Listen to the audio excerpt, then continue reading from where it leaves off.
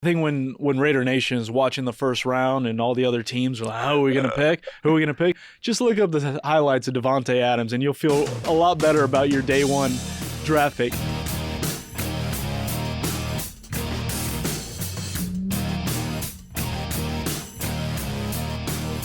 Welcome back inside the Vegas Huddle. We are here, ready for NFL Draft Week in Las Vegas. We have a lot to touch on when it comes to the Raiders, a crazy offseason, and of course, we got to discuss this great NFL draft. We're here with Fox 5 Vegas anchor, reporter, Vince Sapienza. Vince, we're so excited to have you here. This is a crazy offseason the Raiders have had. I mean, when we're thinking about everything from a new head coach, a new GM, extending Derek Carr, extending Max Crosby, trading for Davante Adams, acquiring Chandler Jones, so much stuff to unpack. When you look back on this offseason as we head into the NFL draft, what are your initial thoughts? Well, my initial thoughts are this may be the most transformative offseason the Silver and Black has seen in decades. I mean, this is when you talk about power moves, this is a power move, especially when you look at what the rest of the league did in the offseason, specifically in the division, the AFC West. It's being called an arms race with Russell Wilson going to Denver, the Chargers doing what they do, and you have Patrick Mahomes just, being Patrick Mahomes, young and just a guy who throws bombs.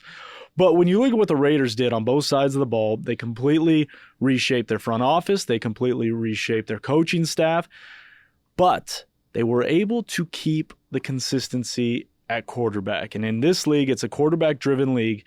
And the biggest move to me, as great as Davante Adams is and as big of an impact as Chandler Jones, I think the biggest deal is keeping Derek Carr, because nothing fluctuates an offense and an NFL team more than the movement at the quarterback position. So being able to lock up Derek Carr, massive, absolutely massive. And then when you predate that by trading for Davante Adams, an all-pro who's who's 30 years old, essentially.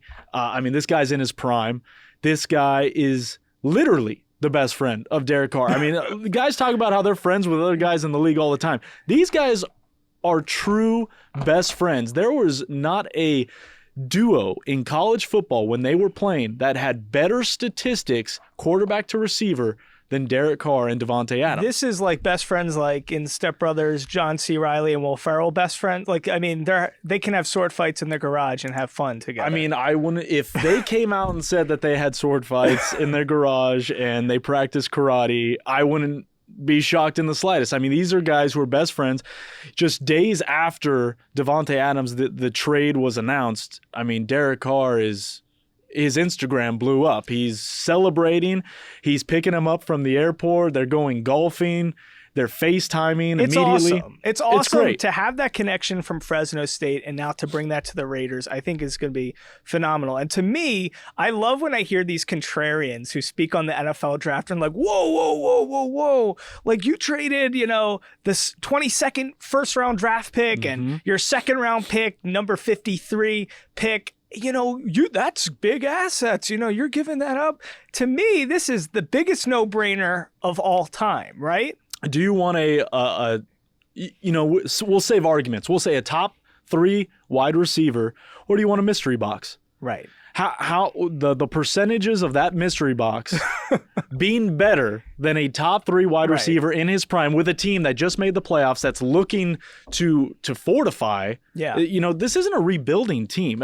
People think that, draft picks are great, but look at what these teams have done. I always talk about the NHL and what those GMs do, and some of the best franchises, they don't have first round picks because they're constantly trading them away. Yeah. The NFL is the same way. Do you want a mystery box? Look, it would be great for the Raiders to have a first round pick with the draft here in Vegas and all the things that go with it there. But you got Davante Adams. You got to love it. Plus, he signed a 5-year contract with us. Yeah, it's a monster contract. You can build on that with Derek Carr, and I love it. And what's so fascinating when you reflect back on last year, it was actually a successful kind of season, even with all the craziness that surrounded it. I mean, you have Gruden resign in October. You have the Henry Ruggs incident in November. Special teams coach, assistant head coach Rich Bisaccia comes in, takes them to a 10-7 record. They have that crazy game with the Chargers to end the season, and then they end up losing to the Bengals with their playoff berth in the wild card. So to me, as a fan, I'm like, wow, a lot of craziness. They had that fortitude. They had a great season, and still they had the interest to get so much better and compete. And I think, do you see that more so as a necessity because of the way the AFC West is building and just how the NFL functions? Or is this just part of who the Raiders organization is and what? It's both, but it starts with Mark Davis, and there's just an inherent need to be aggressive. And, you know, it gets said a lot, just win, baby. That is what they live by. I mean, I've been in that facility countless times, and that's not just a fun gimmick. I mean, that is something they live by. That is something that they punch the clock in, punch the clock out, saying before they get there, when they're there, and as they leave. Everything they do is to be aggressive, is to win, is to do what they can do to win. We saw it last year. Everything that team went through, that group of guys went through, there's no way it should have been a playoff team.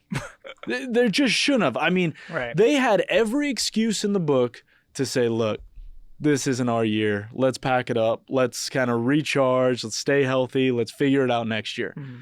They stuck with it. And again, I truly believe it starts with the top with Mark Davis and trickles all the way down. And when you have a strong group at the top, and then even a strong locker room guy like Derek Carr, I mean, his leadership skills, you can't say enough about them. What he was able to do, he dragged that team into the playoffs. And he was a play away from beating the Cincinnati Bengals, who played in the Super Bowl. Yeah. I mean, it truly was a remarkable year. Look, at the end of the day, it's going to be a failed season to them because they didn't reach their ultimate goal of winning a Lombardi. But that, to me, is as successful a season as anyone could have hoped, considering every circumstance, every single week they went through something. And so to see what they did in the offseason, look, every team wants to get better. Every team and their fan base will say, yeah, we got better this offseason because every move is a new move and every guy brings new. But the Raiders, they got better. This is maybe the best offseason I've seen in sports. If you cover all sports, I don't know. I'm trying to think of the year, but there was an offseason where the Philadelphia Eagles loaded up. I want to say, I remember, and everybody called it the Dream Team, and everybody was Namdi Asamoah. Everybody was ready to just hand them the Lombardi. So look, they didn't do anything with it. This team looks great on paper, but right now, that's all you got. You got a piece of paper with the roster, and this roster looks really, really good, especially when you compare it to last year's. The amount of talent, the amount of depth in the secondary, which they did not have last year. The depth in the secondary is a big one. Keeping the consistency. And look, we talked about Davante Adams and Derek Carr being best friends, right? That does go a long way. Yeah. I mean, you look at the relationship Derek Carr had with Zay Jones, all right? With all due respect to Zay Jones, he's not Davante Adams. No. But the chemistry and the cohesion between Derek and Zay Jones, who are very, very good friends, was on full display. Zay Jones had a career year, and it got him paid especially in big moments. I mean, he had big touchdowns in big moments, and that's when you depend on that relationship. And that's because Derek knows exactly where his guy's going to be. They talk about it. They live, breathe, do everything. Football, you get a guy like Davante Adams with his talent. Yeah. Derek Carr doesn't need to be perfect. He just needs to put it in an area. Davante will go get it. And then that opens up the field for Darren Waller. A lot of people, his name's being thrown around in trade rumors and things like that. I can tell you from what I know that the Raiders have no intention to trade Darren Waller. Does everybody want Darren Waller? Of course they do. He's a top 3 tight end in the NFL. But you get a Davante Adams. All of a sudden, Darren Waller, who was hurt for a lot of last year, all of a sudden, he's healthy. Right. Big off season. Renfro's coming off a Pro Bowl year. Only three Raiders in history over 100 catches. Renfro's one of them. Jerry Rice is another, and Tim Brown's the other guy. Wow. I mean, this is a set of offensive talent, and we said it last year. I'll go on record. I said it a bunch last year. Derek Carr had his best group of weapons last year, and it pales in comparison to what he has now. So let's talk about this, because if I'm Derek Carr, I'm super excited. We got Renfro, we got Waller, we got Devontae Adams now. And don't forget Josh Jacobs, just your bell cow running the ball. Kenyon Drake, who got hurt late in the season. I mean, he's plenty There's a lot options. of great offensive stuff happening. But let's talk about Josh McDaniels and what that impact's going to look like. So now we know, I love Derek Carr because to me, he's a true leader. He really is one of those top 10 QBs in the league who can win you a Super Bowl, right? Now we have the plethora of weapons. The Josh McDaniels system, having him now as, an offensive genius, I guess we can call him, from his time with the Patriots. How much of an impact is that going to play on this team, and like from a statistical standpoint, what we could see from Derek Carr? Yeah, that's going to be interesting. I think a lot of people, what are the fantasy numbers going to be like with a guy like Josh McDaniels just pulling rabbits out of his hat? The biggest key, I think, with Josh McDaniels is that this is his second head coaching stint. Right. When he was in Denver, things didn't go well. It was a great start, great honeymoon the first 8 games, 8-0. And then things went south. It was 8-0? It was 8-0, and they ended 8-8. It was things went great, and Kyle Orton was the quarterback. So I mean, he was able to do a lot with a little on that roster, but he wasn't ready. And he's admitted that, right? He's been on record he wasn't ready. Whether it was from a leadership standpoint, whether it was just a consistent in and out basis, but now he's ready, and now he has weapons, and I think it's going to be really exciting to see what he does with this offense. And you think we know he's ready because I guess he's in Denver. He has that success in the beginning, kind of fails through it towards the end. Tebow was with him on that. Was Tebow with him during that run in Denver? I want to say yes. And then he almost takes a job with the Colts, but backs out at the last second, probably recognizing within himself he might not be ready for this second go as a head coach. Why does Vince Sapienza think Josh McDaniels is ready now? I think he ran his course in New England. I mean, he was there for 2 decades. And if not now, when's he going to leave? And I just think the opportunity, who can pass this up right now? I mean, we talked about the roster, talk about the excitement of the market and everything that's here. It's fresh, it's new, it's a blank canvas. And I think that's what really, really bought into him. Okay. So now as we're looking into the NFL draft right now, we have a lot to discuss. I think from a Raiders standpoint, let's stick with them for a second. So, we got better in a lot of areas. We got that pass rush help with Chandler Jones. Obviously, offensively, Devontae Adams. Whatever you could get at 22 and 53. Well, you mentioned Chandler Jones, and it's hard. We talk about this offseason. We barely brushed over Chandler Jones. If you talk about another best friend of a guy on the team, Max Crosby. You mentioned it early. Getting that big extension. Yeah. Deservedly stoned. He is a cornerstone of this franchise. He is an absolute leader, and it's crazy. Voted a captain last year, never voted a captain in any other level or any other sport. Central Michigan, never a captain. Eastern Michigan, yeah. Never a captain. Yeah. High school, never a captain. Wow. This was his first time he'd ever been a captain, and it meant so much to him that he broke down a couple times when he was first voted on by and this is a teammate voted on honor, if you will. Wow. And so to see him, a lot of guys, they wear the C. It's because you're the best player on the team or the best.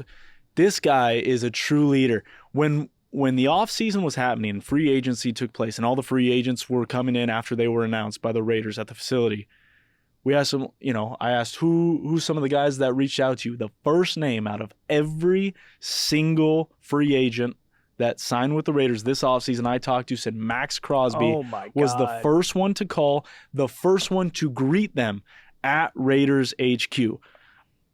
That's Peyton Manning-esque in terms of what he used to do. And this is from the defensive side of the football. This is the defensive side. And it's still a young man. Right. Who's gone through a lot. His story's obviously well-versed. But, I mean, Max Crosby is a guy who reached out to Chandler Jones his first couple years in the league. He would say, hey, man, I saw your highlights. He would DM him. That's how they met. They DM'd him and said, I saw your highlights. How did you do this? And Chandler Jones responded. They went back and forth. And Chandler Jones, during his introductory press conference, said, it got to the point where I was asking him how he did stuff. So these two formed a real bond without ever really truly meeting one another. And now they're thick as thieves, these two. I mean, they're just... That is going to be so awesome to see. Plus, I mean, relieving the pressure for both of them when they're rushing the quarterback for the offensive line to have to plan for both those guys. I mean, I'm scared of what their numbers could Yannick be. Ngakoue last year, was a real presence, and he did a lot. And again, no disrespect to Yannick, but he's Chandler Jones. Chandler Jones is a different animal. Different level. This guy is a perennial Pro Bowler who knows how to get out of the quarterback. And I actually asked Chandler during his introductory. I said, "Hey, what are you most looking forward to? Have you let your mind wander of what Las Vegas will be like, Allegiant Stadium, the Death Star?" And he said, "I'm very excited to play in front of Raider Nation, and I hope they're excited to see me sack the quarterback because I plan on doing it a lot." So this is a guy that does not lack confidence or personality. I mean, I remember last year, one of the first few games of the season, he had 5 or 6 sacks in in one game. Yeah. I mean, just decided to, set his pace a little early on, yeah. So, all right. So a lot of great stuff with that. So now when you do all these off-season moves and you look forward to the draft, and obviously the draft's here in Vegas, what do we have to do with our picks? Right now, our first pick is in the 3rd round, number 86. We got a 4th round pick at 126, 164 in the 5th, another one in the 5th at 165, and 227 in the 7th round. So what do you do? What's the best thing we can do in this draft with that stuff? Well, I think when Raider Nation is watching the first round and all the other teams are like, how are we going to pick? Who are we going to pick? Just look up the highlights of Devontae Adams and you'll feel a lot better about your day one draft pick. That being said, this draft is not like many of years past. What's funny is today, actually, on Facebook Memories popped up, and 10 years ago, Vince Sapienza posted on Facebook and talked about how it was Christmas in April when it came to the NFL draft. I absolutely love the draft. I love the picks. I love everything.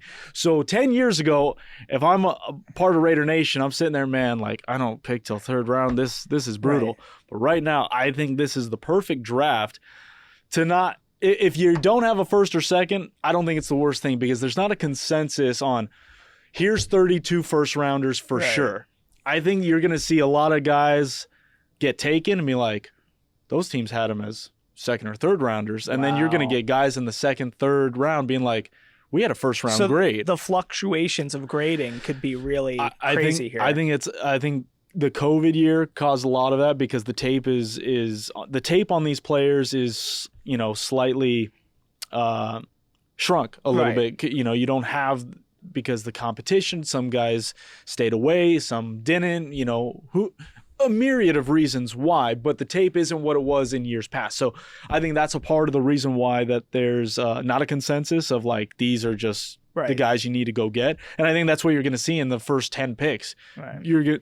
These mock drafts are going to be all over the place based on what actually happens. So I think the Raiders are going to sit back a little bit, see how things shake out. I'd be shocked if they traded to get back in the 1st round. I would not be shocked if they traded to get back in the 2nd round because, as I mentioned, I think that there's going to be a lot of guys that certain teams have on their board that fall, that maybe they have 1st-round grades. Maybe that falls into the category for the Raiders, Josh McDaniels, Dave Ziegler. And I think it's more likely we see them try and trade back into the 2nd round as opposed to the 1st round. So let's toss Dave Ziegler. So new GM, comes from the Patriots, obviously relationship with Josh McDaniels from their time there. How is drafting going to look differently for this team since Mike Mayock? Because Mike Mayock knew a lot of stuff, took a lot of big swings with stuff from Ferrell to Yeah. So from a fan perspective, what can I expect now differently when we talk general manager and we talk drafting, the approach and the difference in styles? Well, I think what you're going to see is you're going to see a similar, let's call it a attribute with Mike Mayock. You're going to get a confident guy. Like, his pick is his pick, and he's going to be confident. Mike Mayock, he, as you mentioned, big swings. Right. Big misses too, but there, he had hits. Look at Max Crosby, right, when he got him on day 3. Things like that. Very confident in his picks, and he's very confident in his evaluation. And I think the synergy with Josh McDaniels everyone's going to be on the same page. The New England Patriots, from everybody I've talked to when they were at the helm and doing things, was very collaborative. Like, everybody talks about Belichick being the overlord and the guy, but there was a lot of totality in terms of who they were looking at and what they were doing. So in terms of needs, we were asking about needs earlier. I mean, offensive line is the first thing that comes to mind for the Raiders. Obviously, Josh McDaniels and his staff have to figure out first, what do you do with Alex Leatherwood? This is a guy that was a first-round pick, big swing, high aspirations, couldn't cut it at right tackle, moved to right guard, and fared okay, not great, not what you would hope out of a first-round pick, but even in his first year. So I think you got to figure out what to do there, because that kind of dictates where all of a sudden you're going to start making those moves at. I think that's a big one right there. Okay. All right. So that's kind of where they're going to be attacking. Of course, Rock Ya-Sin, we got that in the trade. So that's going to help with cornerback and secondary stuff. So you're expecting offensive line, secondary help, really, from the draft perspective for the Raiders. Yeah, I mean, offensive line, I feel like Raider Nation, if they took all offensive linemen, if I'm a member of Raider, I'm not upset. Like, right. Cast a big net. Let's just make sure we protect Derek Carr. Because, look, he can have all the weapons in the world, but if he doesn't have the time, he ain't getting it to anybody. Same with Josh McDaniels. Josh McDaniels is a top 5 running back. If he has an offensive line that can do what they need to do. I mean, this guy can carry the load and do what he needs to do. But, the Raiders really stocked up on secondary during the offseason. You can never have too many corners. I mean, look at last year. The injuries just seemed every other game. It was 2 corners going down. One, Trayvon Mullen seemed like he was never in the lineup. So I wouldn't be shocked if more secondary help was added just to get some young guys in there. And but all eyes for me are on the offensive line. Okay. All right. So now, as we're getting ready to wrap this up, let's kind of just do a little draft overview. As an aficionado, somebody who calls the draft Christmas-like. Yeah, it's the best. What do who are we excited about? Because I guess this year, to me, it's just, like you said, there's a lot of uncertainty, especially people are always talking quarterbacks. Is there anybody that, really speaks to you? If you were a general manager of a team right now, you would just be like, man, I can't see how a team isn't super excited about this guy and wants to grab this guy. To me, I think what's so fascinating is trading the 22nd pick, trading number 53 in the second round. The fun fact is Devontae was actually the 53rd overall selection in 2014. So there's some weirdness there.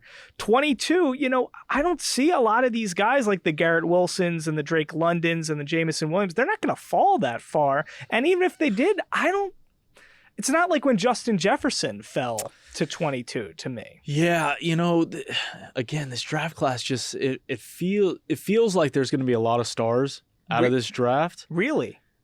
But like, throw a name at a board and like hopefully it sticks kind of thing. I just think a lot of these players are going to really have to go to scheme, and where they go is going to be super important because, yeah, they're talented, but you just don't see that overpowering star like wherever he goes.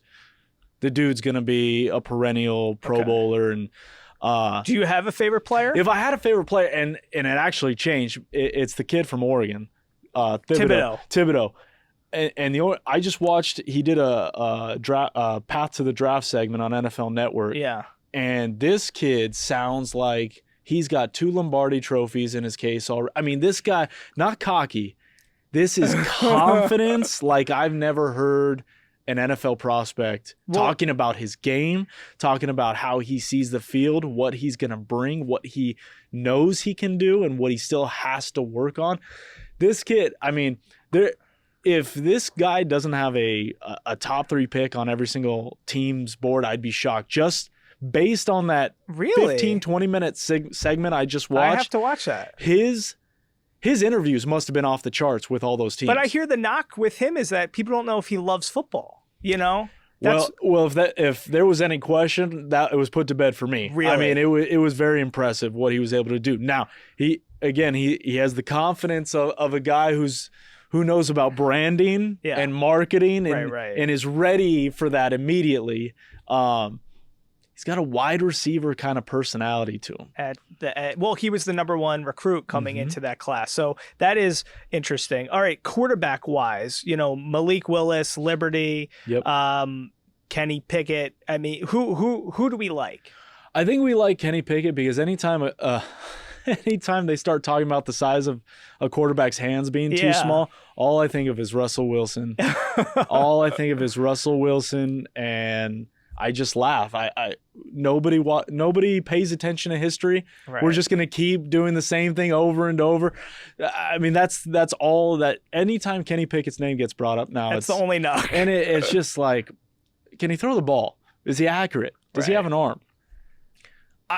It makes me root for a guy like that because I'm like, this is just plain silly now. Now, do I think that there's some truth to these analytics and these measurements and numbers? Sure. Yeah. But all we have to do is look at Tom Brady and that picture of his draft class. You don't have to be the pinnacle of a physique. Yeah. Like, you know what I mean? Like, you don't have to have the perfect height. Russell Wilson, every time, I'm not saying Kenny Pickett's Russell Wilson. Do not replay this later on and say, but that's just the first thought I had. Russell Wilson couldn't hack it because of that. So quarterback position is going to be interesting. If Kenny Pickett goes to a team like Carolina that swung and missed this offseason on every possible trade or free agent QB, I think Matt Rule could do something. He might be able to save his job at least another season with a guy like Kenny Pickett because I think his floor is pretty high. Again, the question on all these guys is his ceiling, because if his ceiling was through the roof, he'd be the first pick overall. Right. All right. Well, lastly, how exciting is this? As we're recording this ahead of the NFL draft, for the NFL draft to be in Las Vegas, I know we've been saying this, we've been bracing ourselves for this, but the fact that it's almost here and it's happening in this city, it's amazing, right? Yeah. 6 years ago, when I got here, the Raiders were looking at San Antonio as a possible relocation. I don't like the sound of that. The San Antonio Raiders in their first kind of breakdowns with the city of Oakland. Mark Davis took a trip to San Antonio or started talking to San Antonio, and I remember that's when the talk started. And then Vegas, and then they went to Sam Boyd Stadium and started looking at all that and.